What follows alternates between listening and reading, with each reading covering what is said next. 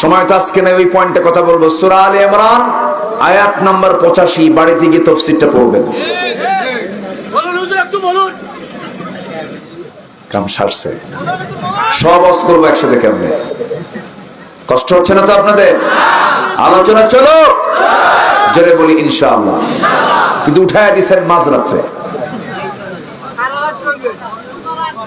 খুব ভালো মানুষ, এত সুন্দর ভদ্র, দেখেন কেউ তো নড়াচড়া করছে না। আলহামদুলিল্লাহ, জোরে বলি আলহামদুলিল্লাহ। এই যে মুরব্বী বাবা, ওঠেন কেন? বসেন। ও মুরব্বী বলা তো এখন মুশকিল। আমার মোশতাক ভাই কি যে পেঁচ লাগায় দিছে কুমিল্লা, যে একটু বসেন। আমাদের ডান পাশে মাননীয় চেয়ারম্যান মহোদয়, আল্লাহ তুমি তাকে দ্বীনের জন্য কবুল করে নাও। দাড়িটা রেখে দেন, দেন রেখে, সাদা হয়ে গেছে তো। কি কোন আপনারা, কি কোন আপনারা? আল্লাহ তুমি আমার ভাইকে দাড়িওয়ালা বানাও, নবীর সুন্নাহ মেনে চলার তৌফিক দাও, নবীর দল করার তৌফিক দিয়ে দাও।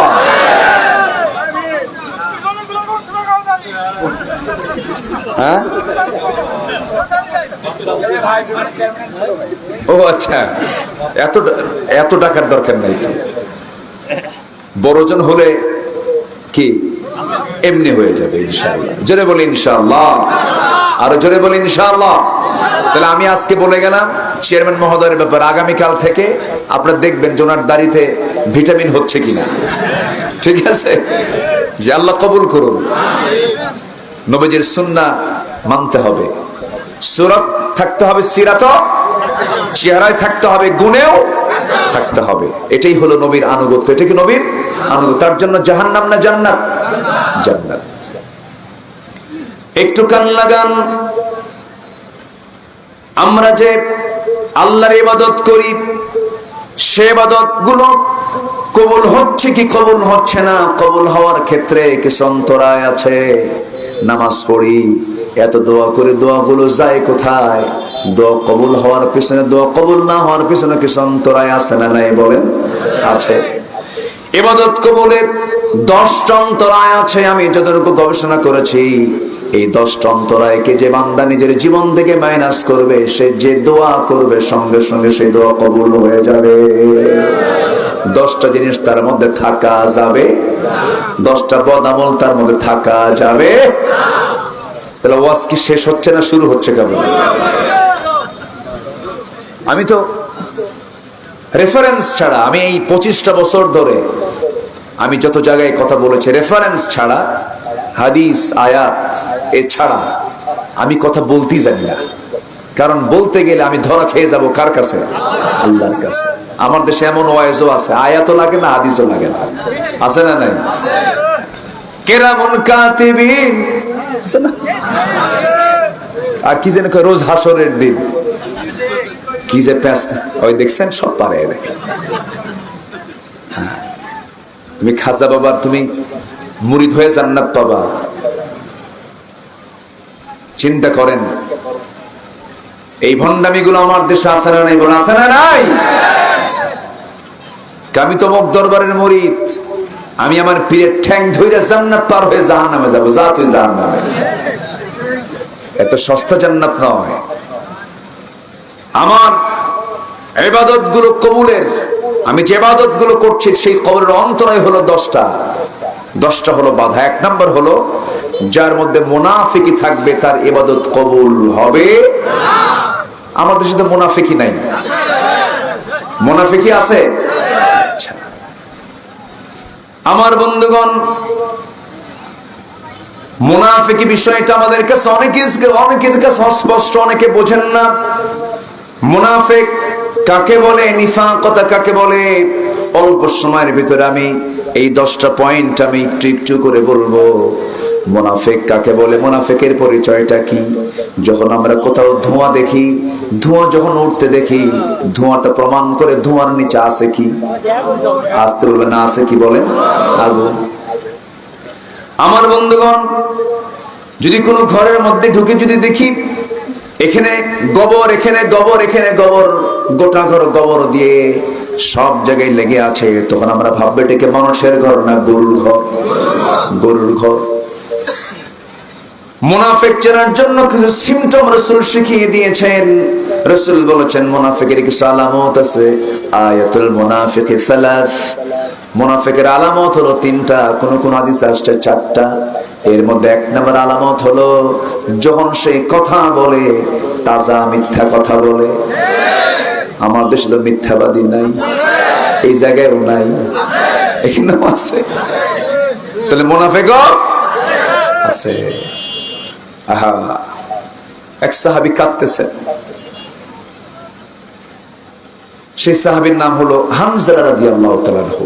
আহা, কি দামি সাহাবী, কাঁদতেছেন, হাওমাও করে কাঁদতেছেন। কান্নাকাটি করতে করতে বাড়ি থেকে বের হলেন, চিৎকার করে করে কান্না করে করে যাচ্ছিলেন। মাঝপথে সাইয়েদনা আবু বকর দেখে ফেলে বলছেন, হানজালা কান্দো কেন, কি হয়েছে?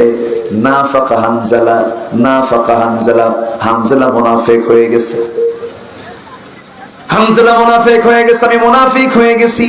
কেন কেন, কি হয়েছে? তুমি এরকম করে কেন নিজেকে মুনাফিক বলছো? কি হয়েছে তোমার?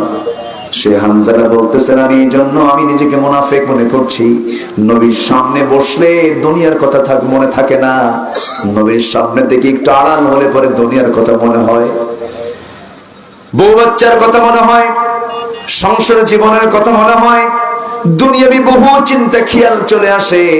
এই জন্য আমি মনে করছি আমি হানজালা মুনাফিক হয়ে গেছি। সাইয়েদনা আবু বকর বলেন, আমারও তো এরকম মনে হয়, আমি তো মুনাফিক হয়ে গেছি মনে হয়। এই দুইজন মিলে নবীর কাছে গিয়ে বলছেন, ইয়া রাসূলুল্লাহ, আমরা মনে হয় মুনাফিক হয়ে গেছি, নাফাকা হানজালা। রাসূল বলছেন, কেন হানজালা, তোমার কি হয়েছে এরকম করে তুমি নিজেকে কেন মুনাফিক বলছো? আমার রাসূল উত্তর শুনে বলছেন, হানজালা, বিয়েটা আমার সুন্নাহ, সংসারের পরিচালনা করা আমার সুন্নাহ, স্ত্রীর মুখে খাবার তুলে দেওয়া আমার সুন্নাহ। হানজালা, চিন্তা করো না, টেনশন করো না, ওমরে ফারুকের মতো মানুষ জান্নাতের সংবাদ পেয়েছেন দুনিয়াতে বসেই। সে ওমরে ফারুক মাঝে মাঝে এক সাহাবীর কাছে প্রায় প্রায় যেতেন। সেই সাহাবী, যে সাহাবীর কাছে আমার নবী যে মুনাফিকের তালিকা রেখে দিয়েছিলেন, কিসের তালিকা বলেন? মুনাফিকদের তালিকা রেখেছিলেন। তার কাছে গিয়ে ধর্ণা দিয়ে দিয়া চোখের পানি ফেলে ফেলে মাঝে মাঝে বলতেন, ভাই দেখো তো ওই মুনাফিকের তালিকার মধ্যে আমি ওমর, আমার নামটা আছে নাকি? কি পেরেশান তাদের মধ্যে ছিল। জান্নাতের সংবাদ পাওয়া সাহাবী সংগ্রহ করেন, আমি ওমর, আমি মুনাফিক হয়েছি কিনা জানি না। তাহলে আমাদের অবশ্যই সতর্ক থাকার দরকার আছে না নাই? আসতে বলবেন না, আছে না নাই? তাহলে ইবাদত কবুলের অন্তরায় কয়টা মোট? বলেন কয়টা? এর মধ্যে এক নম্বর অন্তরে হলো কি করা? মুনাফিকি করা, মানে মিথ্যা বলা যাবে না, ওয়াদা খেলাফ করা যাবে না, আমানতের খেয়ানত করা যাবে না। যারা ক্ষমতা পেয়ে ক্ষমতার মিসইউজ করে, যারা ক্ষমতা পেয়ে নিরপরাধ লোকদেরকে হামলা মামলা দেয়, তারা হচ্ছে সবচেয়ে বড় মুনাফিক। যারা ছিল ক্ষমতায় তারা কি? আর তারা কি? গোটা দেশকে বানিয়েছিল জেলখানা।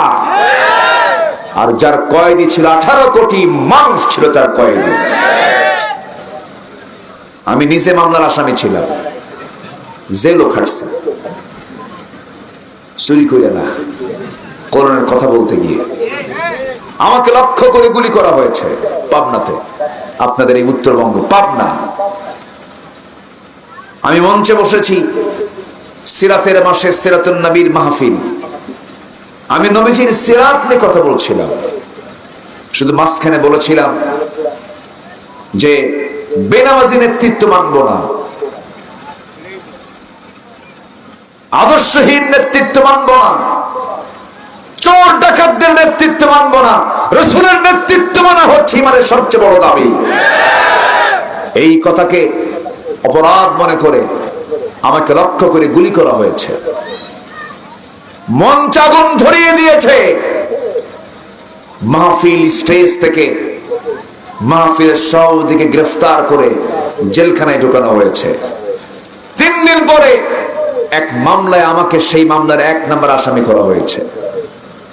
সম্মানিত ভাইরা, শুধু এরকম একটা নয়, হাজারো ঘটনা, অসংখ্য নেককারজনক ইতিহাস এই দেশে আছে না নাই? আসতে বলবেন না, আছে না নাই? এমন ভোট হয়েছিল, মরা দাদিও ভোট দিয়ে গেছে। ঠিক আছে না?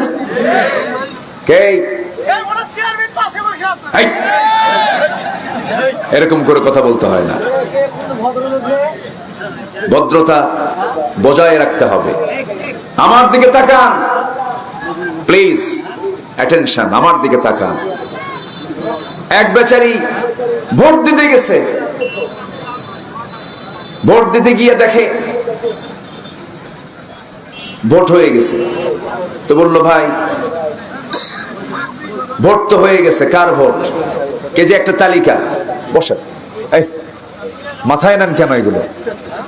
মেনি ম্যান মেনি মাইন্ডস, যার এলেমের দৌড় যত দূর তার মন্তব্য তত দূর। আমার নবীজি সারা জীবন আবু জেহেল, নবীর বন্ধুরা দুশ্মন, বন্ধুরা দুশ্মন। আবু জেহেল বদর যুদ্ধে নবীর বিরুদ্ধে আসছে, তার ছেলে ইকরামা ইবনে আবি জেহেল সারা জীবন নবীর বিরুদ্ধে যুদ্ধ করেছে, সারা জীবন। মক্কা যখন বিজয় হলো, আবু জেহেলের ছেলে ইকরামা ইবনে আবু জেহেল নবীর সামনে দাঁড়িয়ে বলল, আমি কালিমা পড়লাম। রাসূল বলেন, তোরে মাফ করে দিলাম, যা। আলহামদুলিল্লাহ বলবেন না? সব বান্দা কার? শর্ত হলো আনুগত্য করতে হবে কার সামনে? কার সামনে? মাথা নত করতে হবে কার সামনে? যখন সে নত করবে সে আমার ভাই। আলহামদুলিল্লাহ বলেন। সম্মানিত ভাইরা, আমার দিকে তাকান। তাহলে এই যে মারাত্মক অপরাধগুলো, হক লঙ্ঘন করা হয়েছে, আমানতের খেয়ানত করা হয়েছে, এটা কি ইমানদারের কাজ না মুনাফিকের কাজ? মুনাফিকের কাজে আমরা যাব? মুনাফিকের কাতারে আমরা নাম লেখাবো? সম্মানিত ভাইয়েরা, মুনাফিকদের জন্য জাহান্নাম শুধু জাহান্নাম না, জাহান্নামের নিচে, বলেন তো, একদম জাহান্নামের ভিত্তি গড়বেন আল্লাহ তাআলা মুনাফিক দিয়া। কারণ মুনাফিকের ক্ষতি হয় ইসলামের, কাফেরের চাইতে, মুশরিকের চাইতে বেশি ক্ষতি হয় মুনাফিকের দ্বারা। এর চেনা যায় না তো? বহুরূপী। কি রূপী? বহুরূপী। হঠাৎ করে রূপ চেঞ্জ করে, হঠাৎ করে কি করে? রূপ চেঞ্জ করে। এটা হচ্ছে মুনাফিকের কাজ। এদের চরিত্র কি?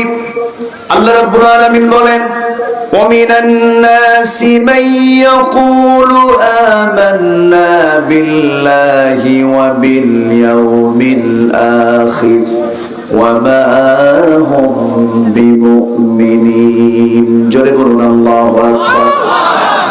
এরা যখন কিছু সংখ্যক মানুষের সঙ্গে মিশে, সেই সময় তারা বলে, আমরা আল্লাহর প্রতি ঈমান এনেছি, পরকালের প্রতি ঈমান এনেছি, কিন্তু তারা প্রকৃত মুমিন নয়। কারণ ওয়াইদা লাকুল্লাযীনা আমানু ক্বালু ভিতরে দয়া মায়া সবচেয়ে কম না সবচেয়ে বেশি? সবচেয়ে বেশি মায়া ছিল। রাসূল মাফ করতে ভালোবাসতেন, আমরা মাফ করব বেশি। বেশি মাফ পাবো কার কাছে? আল্লাহর কাছে। যত বেশি কঠিন হব, আল্লাহ আমার প্রতি তত বেশি কঠিন হয়ে যাবে। আমার নবীজি বসে আছেন মসজিদে নববীতে, এমন সময় এক সাহাবী এসে বলছে, হুজুর আমি জানি আমার বাপ মুনাফিক ছিল, আমার বাপটা খারাপ মানুষ ছিল, কিন্তু বাপটা তো আমার আব্বা ইন্তেকাল করেছেন, তার কাফনের কাপড়টা রব বরকতের জন্য আমি আপনার জুব্বা নিতে চাই, আমাকে জুব্বাটা দিন। নবীজি করলেন কি? কোনো কথা না বলে সাহাবীর আবদারকে তিনি প্রত্যাখ্যান না করে মুনাফিকের জন্য তার নিজের জুব্বা পর্যন্ত দিয়ে দিলেন। নবীর গায়ের জুব্বার বরকত আছে না নাই? আসতে বলবেন না, আছে না নাই? বিশাল ব্যাপার। কিন্তু জুব্বা তাকে দিয়ে দিলেন, যাও তোমার আব্বাকে পরিয়ে দাও কাফনের কাপড়। কিছুক্ষণ পর এসে বলছে, হুজুর আমি জানি এই প্রস্তাব আপনার কাছে দেওয়া কেমন হয়, আমার বাপ খারাপ মানুষ ছিল, কিন্তু বাপটা তো আমার। হুজুর দয়া করে যদি জানাজাটা পড়ায়া দিতেন। আমার নবীজি বলেন, যাও তোমার বাবার জানাজাও পড়াবো, যাও।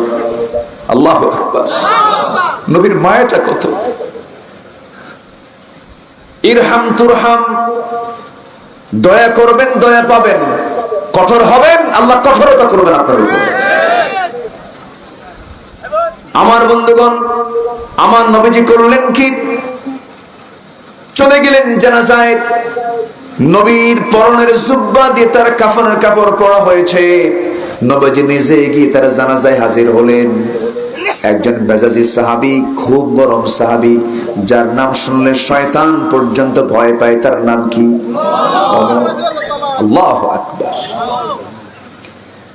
তিনি নবীর পিছনে দাঁড়ায় নবীজিকে পিছন দিকে বারবার টানতেছেন আর বলতেছেন, হুজুর আপনি কার নামাজ পড়াচ্ছেন, কার জানাজা পড়েন? সে তো মুনাফিক।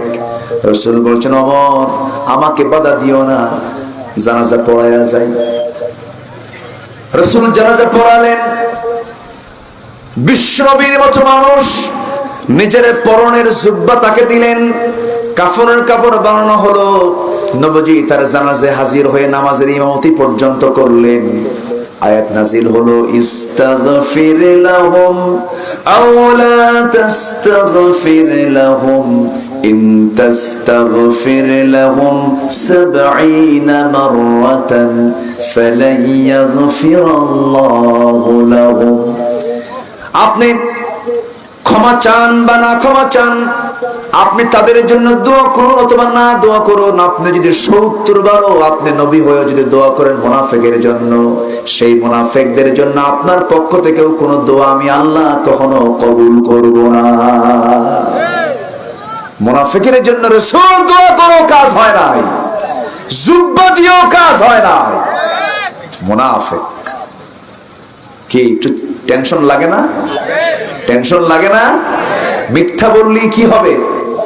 আস্তে কয়, বলেন বলেন, মিথ্যা বললি কি হয়ে যায়? মুনাফিক। মারাত্মক ব্যাপার। আসামি কিন্তু কেউ কম না। চিন্তা করে দেখেন কত মামলা, ৭১-এর ঘটনা, ৭১-এর ঘটনা ঘটেছে ৭১-এ, সেই মামলার সাক্ষীর জন্ম হলো ৭৬-এ। চিন্তা করা যায়?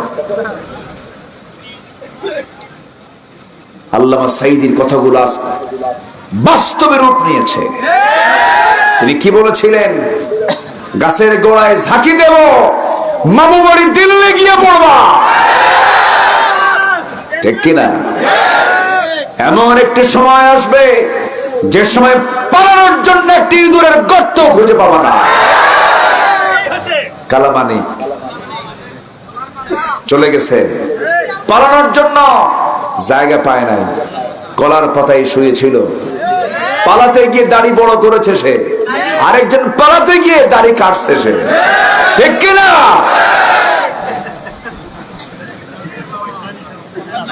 লজ্জায় মাথা নিচু হয়ে যায়। একটা দেশের শীর্ষস্থানীয় ধনী, টপ লিস্টেড ধনী, মাথায় চুলটা সাদা, মুখটা দাড়িটা কত সুন্দর ছিল, চাপ দাড়ি, সাদা, এত সাদা দাড়ি আমার চোখে পড়ে না সহজে। সাদা ধবধবা, মনে হয় আকাশ থেকে ফেরেশতা নাজিল হয়েছে। বিদ্যুৎ চলে গেল নাকি?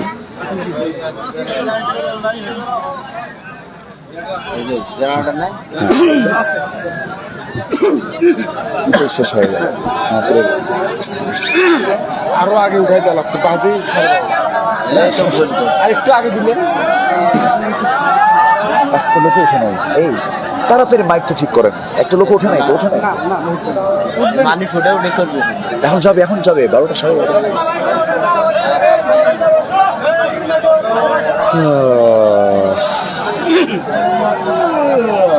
মানুষকে আগে উঠাই দেন, তাহলেই মাহফিলটা সুন্দরভাবে সমস্যা নাই। আল্লাহু আকবার। কিন্তু এখন এখন তখন থাকবে মানুষকে সবচেয়ে শুনতে পারেন না কেবল এই দাড়ি কাটা গান।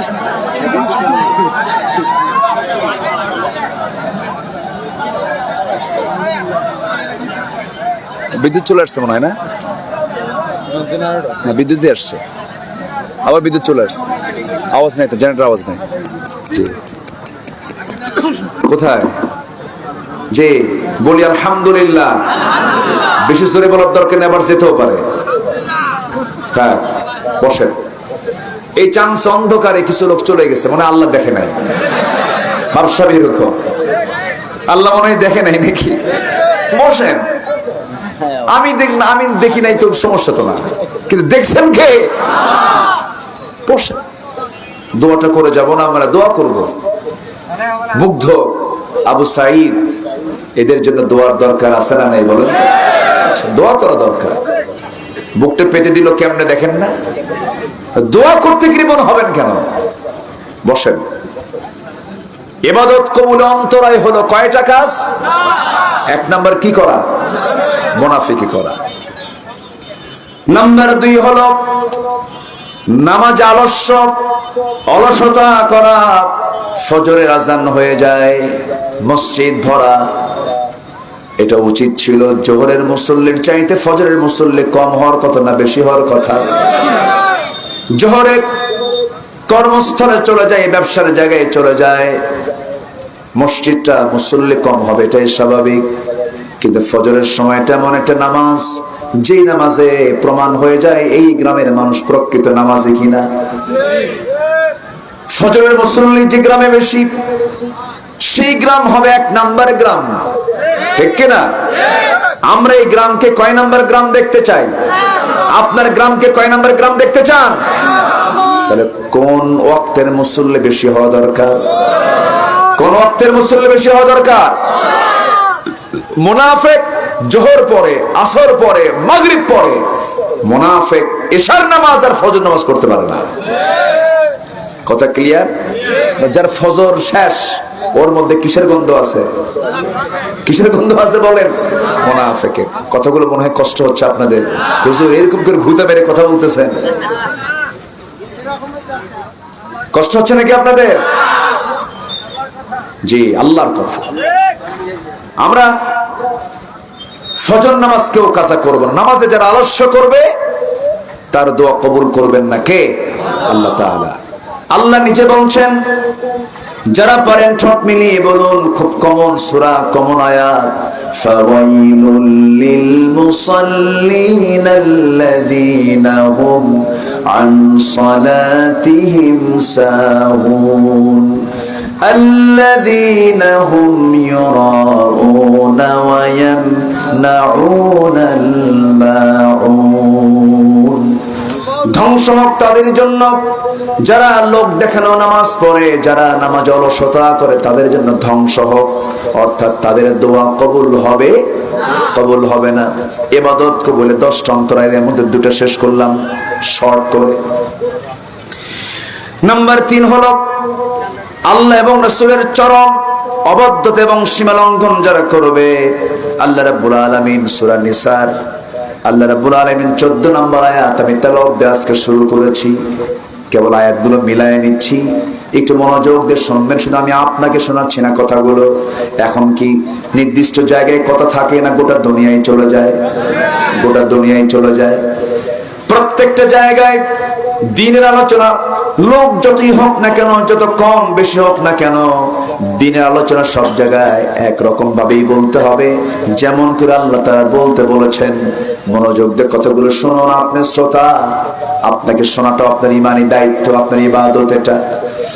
আল্লাহ রাব্বুল আলামিন বলেন, ومن يعص الله ورسوله ويتعد حدوده يدخله نارا خالدا فيها ولهم عذاب مهين। জোরে বলুন আল্লাহু আকবার। যারা আল্লাহ এবং রাসূলের যারা নাফরমানি করবে, সীমা লঙ্ঘন যারা করবে, তার হুদুদকে যারা লঙ্ঘন করে ফেলবে, যাকাতকে আল্লাহ ফরজ করেছেন, যাকাতকে নিষিদ্ধ করে সুদকে যারা কার্যকর করবে, বিয়েটাকে হালাল করে,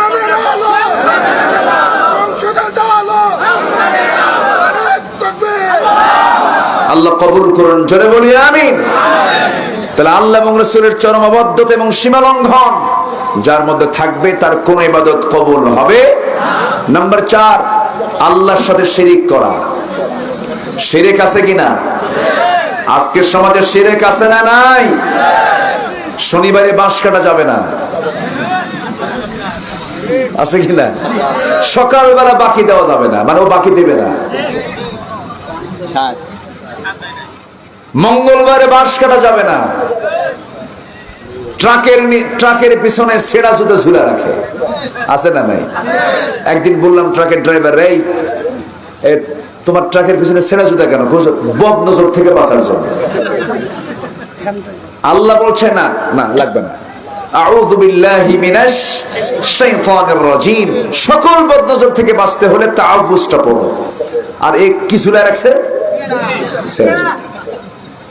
এগুলো শিরক। এগুলো কি বলেন? শিরক। বাচ্চা হয় না, অমুক পুকুরের পানি খাইলে বাচ্চা হয়, গাছের পাতা খাইলে বাচ্চা হয়, আছে কিনা? আছে কিনা? এগুলো কি? অমুক দরবারে গিয়া যাও একটু মান্নত করে আসো বাবার নামে। কার নামে? এগুলো তো নাই মনে হয় নাকি? আছে? এগুলো কি? আসতে কবেন, এগুলো কি? অথচ আপনার পায়ের জুতার ফিতাও যদি ছিঁড়ে যায়, জুতা ছিঁড়ে গেছে, পায়ের কি হলো? ফিতা ছিঁড়ে গেছে, মুচির কাছে আগে না বলে আগে বলবেন কার কাছে? বলবেন ইন্না লিল্লাহ, আল্লাহ আমি জুতার ফিতা হারায় ফেলছি, ছিঁড়ে গেছে, আল্লাহ ব্যবস্থা করে দাও। আল্লাহু আকবার বলো। কোন কিছু চাইতে গিয়ে আল্লাহ ছাড়া অন্য কাউকে বললি বেজার হন কে? পৃথিবীতে আপনি আব্বাকে বারবার আব্বা বলবেন, বেজার হয়, এত ডাকিস কেন? ঠিক কিনা?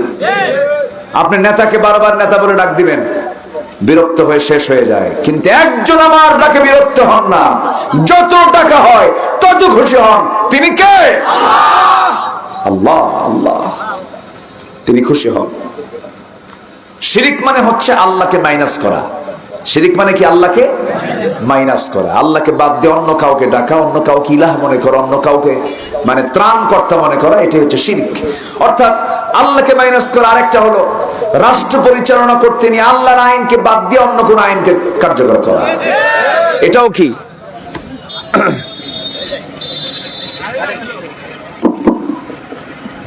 খালি যায় আর আসে, কোন তো কি মুশকিল। আবার কি শুরু হলো আওয়াজ? ফ্যানটা বন্ধ করেন। ফ্যান অফ করবেন, আমি অফ করব। তাহলে এই বাংলাদেশে দেশ স্বাধীন হয়েছে ৭১-এ, আজকে ২০২৪ সাল, ৫৩-৫৪ বছর যে আইনগুলো আমরা দেখেছি, এটা কি আল্লাহর আইন না মানুষের আইন? আল্লাহর আইন না মানুষের আইন? কোন ছাগল কি ছাগলের আইন মানে? ছাগল মেনে চলে কার বিধান? মানুষ মানতে হবে কার বিধান? এই কথা বলতে গিয়ে যদি আমাকে জঙ্গি বলো, সমস্যা নাই। মৌলবাদী বলো, সমস্যা নাই। যে যা বলে বলুক, সমস্যা নেই। আমি আমার দায়িত্ব আমাকে পালন করতে হবে। জমিন যার, হুকুম চলতে হবে তার। আল্লাহ কবুল করুন। শিরিক করলে কবুল করবেন না আল্লাহ তাআলা।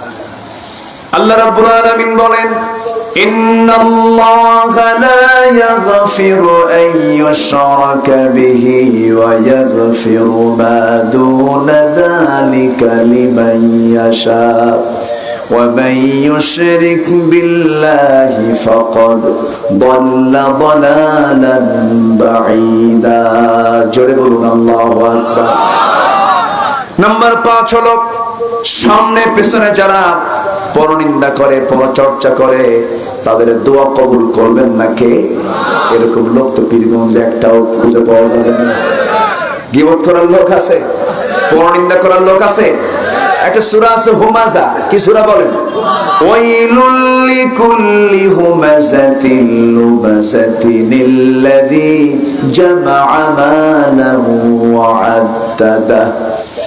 নাম্বার ৬ হলো আল্লাহকে ভুলে থাকা, মন্দ কাজে আদেশ করা, والمنافقون والمنافقات بعضهم من بعض يأمرون بالمنكر وينهون عن المعروف جل الله أكبر যারা অন্যায় কাজের মদদ যোগায় আল্লাহকে ভুলে থাকে তাদের দোয়া আল্লাহর দরবারে মঞ্জুর হবে না, ইবাদত কবুলের তার অন্তরায় হয়ে যাবে। নাম্বার 7 হলো শয়তানের যারা পদাঙ্ক অনুসরণ করবে। আমার বন্ধুগণ, গত শুক্রবারে বাইতুল মুকাররমে একটা ঘটনা ঘটেছে, জানেন তো নাকি? চিন্তা করেন, এখনো কিন্তু ওই বাতিল গোষ্ঠী বসে নাই। পাহারা দেবার দায়িত্ব আছে না নাই? আসতে বলবেন না, আছে না নাই? সব আলেমকে আলেম মনে করা যাবে না। শাহবাগের গণজাগরণ মঞ্চে গিয়ে এত একাত্মতা প্রকাশ করেছে যারা, তারা হচ্ছে দেশের চিহ্নিত মুনাফিক আলেম। আছে না নাই? একই কোরআনের ব্যাখ্যা দিয়ে কেউ রাষ্ট্রীয় খরচে হজে যায়, আবার একই কোরআনের ব্যাখ্যা দিতে গিয়ে তাফসীর করতে গিয়ে 13 বছর জেল খাটে। এক কাতারে শামিল করা যাবে? হ্যাঁ হ্যাঁ, অবশ্যই আমাদের দাবি এটা। একটা অসুস্থ মানুষ, হার্টের রোগী কখনো হাসতে পারে না। কাশিমপুর কারাগার থেকে গাজীপুর হসপিটালে নেওয়া হলো, ডাক্তার বলেছে রোগীর তেমন সমস্যা নেই, ওনাকে জেলখানায় নিয়ে যান। জোর করে সেখান থেকে শাহবাগে নিয়ে যাওয়া হলো। মেডিকেল কলেজে ভর্তি করায়া পরিকল্পিতভাবে তার সন্তান দুজন, মাসুদ সাইদি এবং শামীম সাইদি হাফিজাহুল্লাহ, এই দুজনের সাথে আমার কথোপকথন হয়েছে, আমি কথা বলেছি। 1 সেকেন্ডের জন্য তাদের সঙ্গে তার বাবার সাক্ষাৎ করতে দেওয়া হয়নি। পরিকল্পিত একটা হত্যাকাণ্ড। ওই ডাক্তারকে খুঁজে বের করলে সব রহস্য বের হয়ে যাবে। অবশ্যই এই খুনের দৃষ্টান্তমূলক শাস্তি আমরা চাই। চাই কারা কারা হাত উঁচু করে দেখা।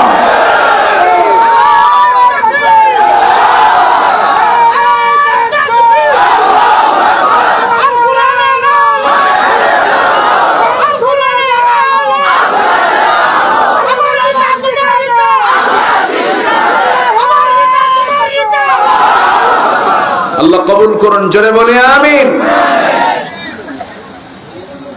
আমার নবীর সাথে বেলাল রাদিয়াল্লাহু আনহু ঘোরাফেরা করে মক্কায়। আবু জেহেল কয়, দেখ মুহাম্মাদের বাহিনীগুলো দেখ, এই কালো কুসকুসা বেলাল আর লোহা পিটানো খাব্বাব দিয়ে মুহাম্মদ বিশ্ববিজয়ের স্বপ্ন দেখে। আল্লাহ কি পারে না? বেলালকে মুয়াজ্জিন বানান নাই? বানাইছেন কিনা বলেন? আল্লাহ কি দেশকে, এই দেশবাসীকে দেখাচ্ছেন না? আল্লাহ আছেন না নাই?